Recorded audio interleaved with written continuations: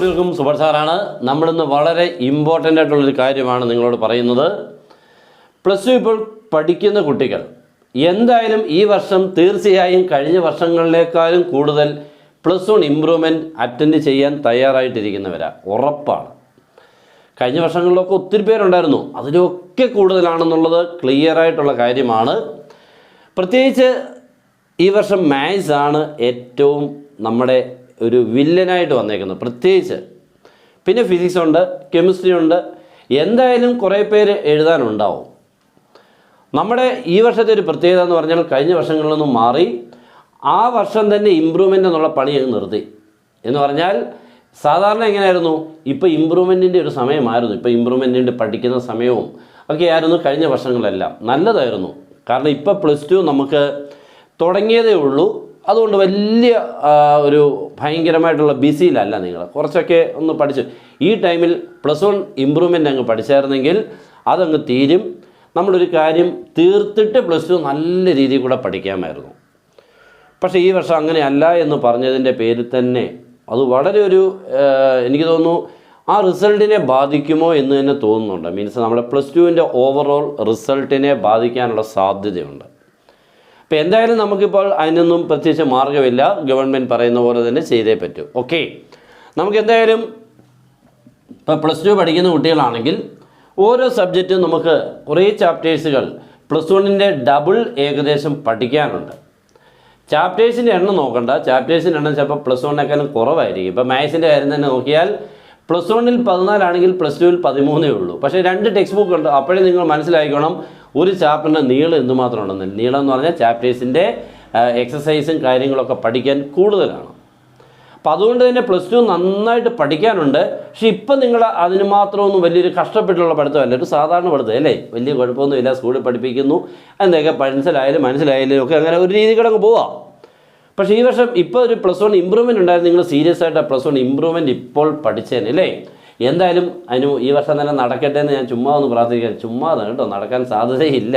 എന്നാലും ഞാനങ്ങ് പറയുക, 1% വല്ല ഉണ്ടെങ്കിൽ നടക്കട്ടെ, നിങ്ങൾക്ക് പ്രയോജനം ഉണ്ടായേനെ. പക്ഷേ അതിനുണ്ടായിരുന്നെങ്കിൽ ഇതിനോടൊന്നും തന്നെ അതിന് നോട്ടിഫിക്കേഷനും കാര്യങ്ങളൊക്കെ വന്നേനെ. എല്ലാവരും അടുത്ത വർഷം ഉള്ളൂ എന്നുള്ളത് അങ്ങ് സ്ഥിരീകരിച്ചു. ഇനിയിപ്പോൾ അടുത്ത വർഷം കാണുള്ളൂ. നമ്മൾ ഇന്നത്തെ വിഷയം എന്ന് പറഞ്ഞാൽ ഒത്തിരി സമയം കളയുന്നില്ല, ഇത്തിരി സമയമുള്ളൂ കേട്ടോ. പ്ലസ് വൺ ഇമ്പ്രൂവ്മെൻറ്റ് പഠിച്ച് തുടങ്ങണോ അല്ലെങ്കിൽ എപ്പോഴാണ് തുടങ്ങേണ്ടത്?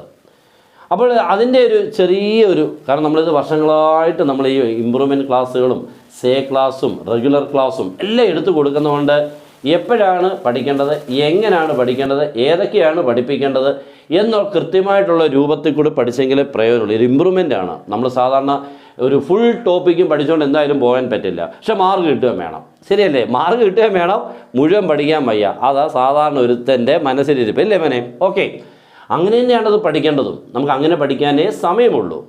ആ രീതി കൂടെ ഫോർമുലേറ്റ് ചെയ്ത് വേണം നമ്മൾ സബ്ജക്ട്സുകളെ പഠിക്കാൻ. ചിലർക്കിപ്പോൾ ഒരു സബ്ജക്റ്റേ കാണത്തുള്ളൂ അല്ലേ, ഒരു സബ്ജക്റ്റേ ഉള്ളുവെങ്കിൽ കുഴപ്പമില്ല. പക്ഷേ ഈ വർഷം അങ്ങനെയല്ല. കുറഞ്ഞത് എനിക്ക് തോന്നുന്നു ഒരു 2 സബ്ജക്ട്സെങ്കിലും ആവറേജ് എല്ലാവർക്കും എഴുതാൻ കാണും. ഒരു 10% ആൾക്കാർ മാത്രമേ എഴുതാതിരിക്കാനുള്ള സാധ്യതയുള്ളൂ. മീൻസ് എനിക്കൊന്നും ഇമ്പ്രൂവ്മെൻ്റ് ഇല്ലടാ എന്ന് പറയാൻ കഴിവുള്ളവൻ വളരെ കുറവായിരിക്കും. ആവറേജ് 2 എണ്ണമെങ്കിലും എല്ലാത്തിനും കാണും. അതിലിപ്പോൾ സയൻസ് സബ്ജക്റ്റ് ആണെങ്കിൽ ഞാൻ പറഞ്ഞത് എന്തുവാ, ഒന്ന് ആരായിരിക്കും, മാത്സ് ആയിരിക്കും അല്ലേ. അതിൻ്റെ കൂടെ രണ്ടാമത് വരുന്നത് ചിലപ്പോൾ ഫിസിക്സ് ഓർ കെമിസ്ട്രി, ചിലപ്പോൾ ഇംഗ്ലീഷും വരുന്നുണ്ട് കേട്ടോ. ചിലർക്ക് ഇംഗ്ലീഷ് ഒത്തിരി പേർക്ക് മാർക്ക് കുറയുന്നുണ്ട്, ഇംഗ്ലീഷ്. അപ്പോൾ അതിന് വില്ലനായിട്ട് വരുന്നുണ്ട് അല്ലേ. അപ്പോൾ മാത്സ്, ഫിസിക്സ്, കെമിസ്ട്രി, ഇംഗ്ലീഷ്, ഈ 4 പേരാണ് പ്രശ്നക്കാരൻ. പിന്നെ കൊമേഴ്സിലൊക്കെ അക്കൗണ്ടൻസിയൊക്കെ ഉണ്ടാവാതിരിക്കാം, അതൊക്കെ പിന്നെ ഓക്കെ. അപ്പോൾ നമ്മൾ ഇതിനകത്ത് എങ്ങനെയാണ് പഠിക്കേണ്ടത്? ഇപ്പോൾ ഒരു സബ്ജക്റ്റേ ഉള്ളൂ, ഇപ്പോൾ മാത്സ് മാത്രമേ ഉള്ളൂവെങ്കിൽ നിങ്ങൾ കഴിഞ്ഞ വർഷം ഇപ്പോൾ പ്ലസ് വണ്ണിന് കിട്ടിയത് മാർക്ക് വളരെ കുറവാണെങ്കിൽ ഈ വർഷം മോനെ ഉറപ്പായിട്ടും നല്ല മാർക്ക് വാങ്ങാനുള്ള അവസരമുണ്ട്. ആ രീതിയിൽ കൂടെ അവനെ പഠിച്ചു പോയാൽ മതി. ഒത്തിരി ബേർഡൻ ഉണ്ടാവാതെ, മീൻസ് ഒത്തിരി നമ്മുടെ പ്ലസ് ടുവിനെ ബാധിക്കാതെ പഠിക്കേണ്ട രീതിയിൽ കൂടെ പഠിച്ചാൽ അടിപൊളിയാണ്. നമ്മുടെ ക്ലാസ് ഉണ്ട്. ഓക്കെ, നമ്മുടെ ക്ലാസ് ഉണ്ട്. നല്ല രീതിയിൽ കൂടെ നിങ്ങളെ ബുദ്ധിമുട്ടിക്കാതെ ഓരോ ചാപ്റ്റർ നിങ്ങൾ പോലും അറിയാതെ കംപ്ലീറ്റ് ചെയ്ത് നിങ്ങൾക്ക് നല്ല മാർക്ക് എത്തിക്കുന്ന രീതിയിൽ കൂടെയുള്ള ക്ലാസ്സാണ് തരുന്നത്. അതിൻ്റെ കൂടെ എല്ലാ കാര്യങ്ങളും കിട്ടും കേട്ടോ. നിങ്ങൾക്ക് വേണ്ട, നിങ്ങൾ മനസ്സിൽ കാണുന്നത് നമ്മൾ ഉടനെ നിങ്ങൾ എത്തിച്ച് കറക്റ്റായിട്ട് തരും. ഓക്കെ, അതിൻ്റെ കാര്യങ്ങളൊന്ന് പറഞ്ഞേക്കാം. നമുക്ക് ഇത്രയേ ഉള്ളൂ. 1 മീൻസ് നിങ്ങളുടെ അടുത്ത വർഷത്തെ ഇമ്പ്രൂവ്മെൻറ്റ് ഒരു സബ്ജക്റ്റിന് ഇത്രയേ ഉള്ളൂ. അപ്പോൾ ഇതുകൂടെയൊക്കെ ഉണ്ടെങ്കിൽ അതിനനുസരിച്ച് ഓക്കെ, വേറെ ഒന്നുമേ ഇല്ല. ഇതിനാണെങ്കിൽ ഫിസിക്സ് കൂടെ ഉണ്ടെങ്കിൽ ഒരെണ്ണം കൂടി ഇത് കേട്ടോ. അങ്ങനെ അപ്പോൾ ഇത്രയേ ഉള്ളൂ പെർ സബ്ജക്റ്റ്. നിങ്ങൾക്ക് ഈ 4 പേരിൽ ഏതും പറയാം, കൃത്യമായിട്ട് നമ്മൾ ക്ലാസ് തരും. ഓക്കെ, അപ്പോൾ ഇപ്പോൾ 1 മതിയെങ്കിൽ 1, അല്ലെങ്കിൽ 2 അല്ലെങ്കിൽ 3 അല്ലെങ്കിൽ 4, ഓക്കെ, ക്ലിയർ ആയിട്ട് തരും. ഇപ്പോഴേ തുടങ്ങണം. അതാണ് ഞാനീ പറഞ്ഞത്. നിങ്ങൾ ഇപ്പോഴേ തുടങ്ങേണ്ടത് ഏതാണ്, അതൊക്കെ നമ്മൾ തരും. ഏതാണ് പഠിക്കേണ്ടത് ഇപ്പോൾ, അടുത്ത വർഷമേ ഉള്ളായിരിക്കാം, പക്ഷെ ഇപ്പോഴേ നമ്മൾ കരുതിയിരിക്കണം. അങ്ങനെ കരുതുന്നവർക്ക് അടുത്ത വർഷത്തെ റിസൾട്ട് കഴിയുമ്പോൾ സൂപ്പറായിട്ട് സന്തോഷിക്കാം. എന്തായാലും നിങ്ങളിപ്പോൾ +2, കാരണം ഇനി അങ്ങോട്ട് നിങ്ങൾ +2 ഓരോ ദിവസം കഴിയുന്നതോറും നിങ്ങളുടെ മുന്നിലുള്ള ടോപ്പിക്സുകൾ വളരെ ടഫാവുകയും പഠിക്കാനുള്ളത് കൂടുകയും ചെയ്യുന്നു എന്നുള്ളത് തിരിച്ചറിഞ്ഞ് തുടങ്ങും. അതെങ്ങനെയാണ് നിങ്ങൾ ഇനിയും അതൊരു ഭയങ്കര ടഫായിരുന്നു അല്ലെങ്കിൽ ടഫാവുന്നുണ്ട് എന്നുള്ളത് തിരിച്ചറിയുന്ന ഒരു ഈ എക്സാമൊക്കെ വരുമ്പോഴാണ് അറിയുന്നത്. പ്രത്യേകിച്ച് ഈ വർഷം തൊട്ടൊക്കെ അല്ലെങ്കിൽ കഴിഞ്ഞ വർഷം തൊട്ട് തന്നെ എക്സാം നല്ല ടഫായി തുടങ്ങിയതിൻ്റെ സൂചനയൊക്കെ ഉണ്ട്. അത് നിങ്ങൾക്ക് +1 കിട്ടി. മാത്സ് പ്രത്യേകിച്ച് ഇപ്പം മാത്സാണ് വളരെ സൂക്ഷിക്കേണ്ടത്. കാരണം +2 കുട്ടികൾക്കും ഏറ്റവും ടഫായിട്ട് വന്നേക്കുന്ന മാത്സാണ്. കുട്ടികൾ പിന്നെ ഓൾറെഡി ഒന്ന് തോറ്റിട്ട് പിന്നെ ഒന്ന് തോക്കാനിട്ട ക്വസ്റ്റ്യൻ പോലെ അവരിട്ടേക്കുന്നത്, ഒന്നുകൂടെ നീ തോക്കടാ പോയി എന്നുള്ള രീതിയിൽ കൂടെ ആയിരുന്നു. നല്ല ടഫായിരുന്നു. പിന്നെ ജയിക്കാനൊക്കെ ഉള്ളത് ഉണ്ടെങ്കിലും ഒരു +2 കുട്ടികൾക്ക് പറ്റുന്ന ക്വസ്റ്റ്യൻ അല്ലായിരുന്നു, ഇത്തിരി ടഫായിരുന്നു. അപ്പോൾ അങ്ങനെയൊക്കെ നമുക്ക് ചിന്തിക്കാമെങ്കിൽ ഇനിയിപ്പോൾ നിങ്ങൾക്ക് വരാൻ പോകുന്ന ക്വസ്റ്റ്യനും എന്തായാലും ടഫായിരിക്കും. ഇത്തിരി ടഫ് തന്നെ വേണം എന്നാണ് ഞാൻ പറയുന്നത്. കാരണം നിങ്ങൾ +2 കൊണ്ട് പഠിത്തം നിർത്തുന്നൊന്നുമില്ലല്ലോ, നിർത്തുവാണോ? അടുത്ത ദിവസം ജോലിക്ക് പോകാനൊന്നും അല്ലല്ലോ. അത് കഴിഞ്ഞിട്ട് ഒരു ഹയർ കോഴ്സ് പഠിക്കണമെങ്കിൽ ഹയറായിട്ട് പഠിക്കുകയും വേണം ഇപ്പോൾ +2. അല്ലാതെ +2 എങ്ങനെയും പഠിച്ചിട്ട് ഈ ഹയർ കോഴ്സിന് പോകുന്നതുകൊണ്ടാണ് പിന്നെ അവിടെ ലോ റിസൾട്ട് ആവുന്നത്. കോഴ്സിൻ്റെ പേര് ഹയർ ആണെങ്കിലും റിസൾട്ട് ലോ ആയിരിക്കും. അപ്പോൾ റിസൾട്ടും ഹയർ ആകണമെങ്കിൽ ഇപ്പോഴേ അതിനനുസരിച്ച് പഠിച്ചു തുടങ്ങണം. നിങ്ങൾ നല്ലപോലെ പഠിച്ചെങ്കിലൊക്കെ ഇപ്പോഴത്തെ കാലത്ത് പ്രയോജനമുള്ളൂ. അത് നിങ്ങൾ +2 കഴിഞ്ഞിട്ട് ഒരു കോഴ്സിന് പോകുമ്പോഴാണ് നിങ്ങൾ തിരിച്ചറിയുന്നത്. അതിൻ്റെ റിസൾട്ട് കേട്ടോ. ഈ വർഷത്തെ നമ്മുടെ എഞ്ചിനീയറിങ്ങിൻ്റെ റിസൾട്ട് നിങ്ങൾ കേട്ട് കാണില്ലായിരിക്കാം, അറിഞ്ഞ് കാണത്തില്ലായിരിക്കും പലരും. നമ്മുടെ 27,000 പേരാണ് നമ്മുടെ ഇപ്പോഴത്തെ എഞ്ചിനീയറിങ്ങിന് ഈ വർഷം ഇറങ്ങിയതാണേ. മീൻസ് എഴുതി പഠിച്ചിറങ്ങിയവരാണ്. 27,000 പേരാണ് ഈ ലാസ്റ്റ് ഇയർ ഈ 2024 പാസ് ഔട്ടായി എന്നല്ല, ഔട്ടായി. മീൻസ് കോളേജിൽ നിന്ന് ഇറങ്ങി. അതിനകത്ത് പാസ് ഔട്ട് ആയവരുടെ എണ്ണം ഏകദേശം 14,000 അടുത്തേ ഉള്ളൂ കേട്ടോ, നിയർലി 14,000. ബാക്കി 13,000 പേരും പോയി, താഴെ പോയി കേട്ടോ. ഫെയിലായിട്ടുണ്ടോ? ഒരു സബ്ജക്റ്റ് ആകാം, 2 സബ്ജക്റ്റ് ആകാം, 10 സബ്ജക്റ്റ് ആകാം, 15 സബ്ജക്റ്റ് ആകാം കേട്ടോ. അറിയാൻ പറ്റില്ല. 50 എണ്ണം പഠിക്കാനുണ്ട് ഈ 4 വർഷം കൊണ്ട്. ഏകദേശം 50 പേപ്പർ നമുക്ക് എക്സാം എഴുതാനുണ്ട്. എന്തായാലും ഏതെങ്കിലുമൊക്കെ പോകാൻ സാധ്യതയുണ്ട്. അങ്ങനെ പോയി കഴിഞ്ഞാൽ നിങ്ങൾ ആലോചിച്ച് നോക്കിക്കേ, അത്ര എളുപ്പമല്ല പിന്നെ നമുക്ക് കരകയറി വരാൻ. നിങ്ങൾ പിന്നെ പാസ്സായി വരുന്ന എഞ്ചിനീയറിങ്ങിന് പോയിട്ട് നമ്മളൊന്ന് +1 പോലെയല്ല, ഒരു പേപ്പർ പോയി പിന്നെ എഴുതുക, ഒരു ബാഡ് മാർക്കാണ്. അവിടെ റിമാർക്സ് വരുന്നത് ബാഡായിട്ടായിരിക്കും. അപ്പോൾ അവിടെ ഏറ്റവും ഫസ്റ്റായിട്ട് ടോപ്പായിട്ട് തോൽക്കാതെ അങ്ങനെ എത്തിയെങ്കിലും ഒരു പ്ലേസ്മെൻറ്റും, അല്ലെങ്കിൽ തന്നെ ഒരാൾ നമ്മൾ ഇൻ്റർവ്യൂ ചെയ്യുമ്പോൾ നിങ്ങളുടെ സർട്ടിഫിക്കറ്റ് നോക്കുമ്പോൾ എങ്ങനെയുണ്ടെന്ന് നോക്കുന്നത്. അതുകൊണ്ട് ഈ 14,000 നിങ്ങൾ പെടണം. ജസ്റ്റ് 14,000 പെടുക എന്ന് പറഞ്ഞാൽ ജസ്റ്റ് പാസ്സാവുമെന്നല്ലേ. 14,000 പേര് പാസ്സായി, ബാക്കി 13,000 ആൾക്കാർ ഫെയിലായി. ഏകദേശം 53% ആയിരുന്നു നമ്മുടെ പാസ് പെർസെൻറ്റേജ്. എന്ന് പറഞ്ഞാൽ പകുതിക്ക് പകുതി ജയിച്ചു, തോറ്റു. ഓക്കെ, അത്ര നല്ല റിസൾട്ട് അല്ലായിരുന്നു. അതിനെക്കുറിച്ച് ഇപ്പോൾ ചർച്ചകളൊക്കെ ഉണ്ട്. അപ്പോൾ റിസൾട്ട് നല്ലതാക്കാൻ റിസൾട്ട് ചുമ്മാ കൂട്ടിയിട്ടിട്ട് കാര്യമില്ലല്ലോ, പഠിച്ചതിനെ ഇറങ്ങണ്ടേ. അപ്പം അതിനു വേണ്ടിയുള്ള കാര്യങ്ങളൊക്കെ +2 തൊട്ടേ തുടങ്ങണം. അതിന് 10ാം ക്ലാസ് തൊട്ടേ തുടങ്ങണമെന്നാണ് ഇപ്പോൾ പറഞ്ഞിരിക്കുന്നത്. അപ്പോൾ എന്തായാലും നിങ്ങൾക്ക് അതിനെക്കുറിച്ച് അതിൻ്റെ കാര്യങ്ങൾ വെച്ചുകൊണ്ടായിരിക്കും തീരുമാനം എന്നുള്ളത് ഉറപ്പാണ്. അതുകൊണ്ട് നിങ്ങൾ വളരെ ശ്രദ്ധിക്കണം, സൂക്ഷിക്കണം, പേടിപ്പിച്ചല്ല കേട്ടോ. വളരെ അലേർട്ടായിട്ടിരിക്കണം എന്ന് ഞാൻ നിങ്ങളെ ഓർമ്മിപ്പിക്കുക. ഓരോ കുട്ടിയും +2 പഠിക്കുന്നവർ, നിങ്ങളിത് കഴിഞ്ഞിട്ട് ഇതിനെക്കുറിച്ച് ബോധവാനായിട്ടൊന്നും ഒരു കാര്യമില്ല. കാരണം നിങ്ങൾ തോറ്റുപോയാൽ നിങ്ങൾക്കാണ് നഷ്ടം, നിങ്ങളുടെ വീട്ടുകാർക്കാണ് നഷ്ടം, നിങ്ങളെ സ്നേഹിക്കുന്നവർക്ക് നഷ്ടമാണ്. അതൊന്നും ഇപ്പോൾ മറ്റുള്ളവർക്ക് കാര്യമില്ല. അതിപ്പോൾ അങ്ങനെയല്ലേ ഉള്ളൂ. പിന്നെ വന്നെന്ന് എത്രയേ ഉള്ളൂ.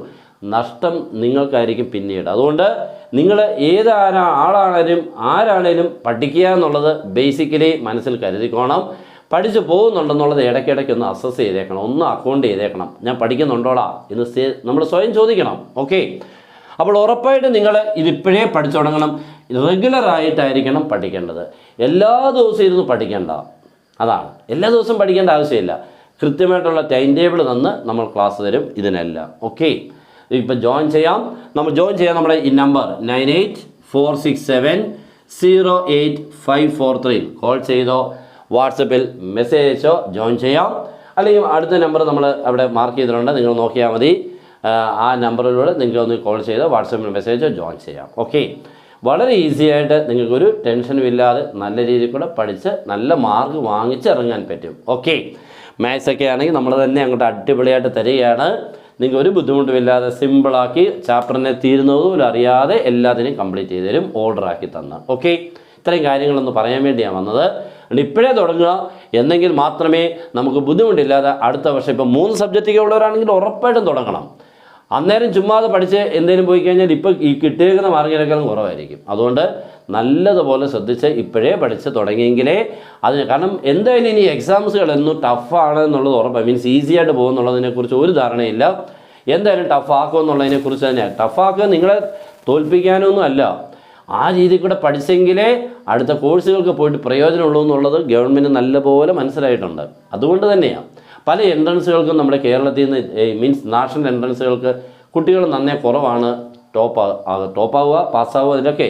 അപ്പോൾ അതിലൊക്കെ നമുക്ക് അവർ പഠിച്ചത് ഇനിയും നമ്മുടെ ഈ ബേസിക്കായിട്ടുള്ള ഈ ക്ലാസ്സുകളൊക്കെ നല്ലപോലെ പഠിപ്പിച്ച് വിട്ടെങ്കിലേ പ്രയോജനമുള്ളൂ. ഓക്കെ, അപ്പോൾ എല്ലാവരും മനസ്സറിഞ്ഞ് അവരവർക്കാണെന്നുള്ള രീതിയിൽ കൂടെ പഠിക്കുക. നമ്മുടെ സപ്പോർട്ടുകളൊക്കെ മാക്സിമം നമ്മൾ തരുന്നുണ്ട്. നിങ്ങൾക്ക് എന്തെങ്കിലും ഡൗട്ട്സ് ഉണ്ടെങ്കിൽ ഈ നമ്പറിൽ കോൺടാക്ട് ചെയ്യാം. എല്ലാം ഓക്കെയാണ് കേട്ടോ. നമ്മുടെ ക്ലാസ്സുകളൊക്കെ കാണുക. ഇപ്പോൾ കീമിന് എൻട്രൻസിനൊക്കെ ജോയിൻ ചെയ്യുന്നവർക്ക് ഇപ്പോൾ ജോയിൻ ചെയ്യാം. അത് രണ്ടിനോടാണെങ്കിൽ +2 റെഗുലർ ക്ലാസ്സിനും +2 അല്ലെങ്കിൽ എൻട്രൻസിനോട് ഒരുമിച്ച് ജോയിൻ ചെയ്യാം.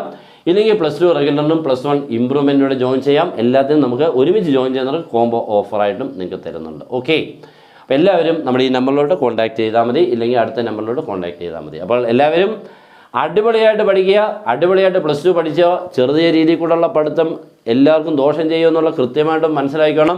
ഒരു കാര്യം കൂടി നിങ്ങളെ ഓർമ്മിപ്പിക്കുകയാണ്, കഴിഞ്ഞ വർഷം ഏകദേശം 79,000+ സംതിങ് എന്ന് പറഞ്ഞാൽ ഏകദേശം 80,000 ആൾക്കാർ +2 റെഗുലർ കുട്ടികൾ ഫെയിലായിരുന്നു. ഓക്കെ, നിങ്ങളത് വളരെ ശ്രദ്ധിക്കണം. ഏകദേശം 78% ആയിരുന്നു. ഇനി അതിനെന്തായാലും കുറയാനുള്ള സാധ്യതയാണ്. മീൻസ് ഈ 80,000 മേളിലുള്ള ആൾക്കാരും വേണമെങ്കിൽ ഫെയിലാവാം. വേണമെങ്കിൽ എന്നാണ് ഞാൻ പറഞ്ഞത്, ഫെയിലാകും എന്നല്ല, ഫെയിലാവാം എന്നുള്ളതാണ് ഉദ്ദേശിച്ചത് കേട്ടല്ലോ. അപ്പോൾ എല്ലാവരും പഠിച്ചോണം. നമ്മൾ പഠിക്കാത്ത ആരാണേലും ഇതേപോലത്തെ ഈ നമ്പറിലൊക്കെ കയറി വരും. കാരണം പല കുട്ടികളും ഇപ്പം എഴുതി റിസൾട്ട് കാത്തിരിക്കുന്നവരാണ്. ഈ സമയത്ത് അവരിങ്ങനെ ഭയങ്കരമായിട്ട് വിഷമിക്കുന്നുണ്ട്. നമ്മുടെ യൂട്യൂബ് ചാനൽ നോക്കിയാൽ മതി, സുഭാഷ് മാത്സ് ക്ലാസ്സും എല്ലാം അടിച്ചു കൊടുത്ത് എല്ലാവരും നമ്മൾ ഇപ്പം നോട്ടിഫിക്കേഷൻ വരുന്നുണ്ട്. എന്നാലും ക്ലാസ്സുകളുടെ അല്ലെങ്കിൽ അതിൻ്റെ കാര്യങ്ങളൊക്കെ ഇടുന്നത് നോട്ടിഫിക്കേഷൻ നമ്മുടെ മെസ്സേജസ് മീൻസ് കമൻറ്റ് ബോക്സിൽ നോക്കിയാൽ മതി. നിങ്ങൾ ആ കുട്ടികളുടെ വിഷമങ്ങളെല്ലാം ഇതിനകത്ത് അവർ മാർക്ക് ചെയ്തിട്ടുണ്ട് കേട്ടോ. അതുകൊണ്ട് നിങ്ങൾ ആരുമേ ഈ 80,000 കയറില്ല. എല്ലാവരും ടോപ്പായിട്ട് പഠിച്ച് ഫസ്റ്റ് ടൈം തന്നെ പാസ്സാകാൻ വേണ്ടി കഷ്ടപ്പെട്ട് പഠിച്ചോണം. ഓക്കെ, അതിനോട് ഈ ഇമ്പ്രൂവ്മെൻറ്റോടെ ചേർന്ന് പഠിക്കേണ്ടവർ അറിയാമല്ലോ, രണ്ടും നല്ലപോലെ പഠിച്ചെങ്കിലേ പ്രയോജനമുള്ളൂ. ഓക്കെ, ഇനി ഞാൻ കൂടുതൽ സംസാരിച്ചാൽ വളരെ ബോറാണെന്ന് എനിക്കറിയാം. അവിടെ നിർത്തുന്നു. എല്ലാവർക്കും ബെസ്റ്റ് വിഷസ്, എല്ലാവർക്കും ഗുഡ് ബൈ.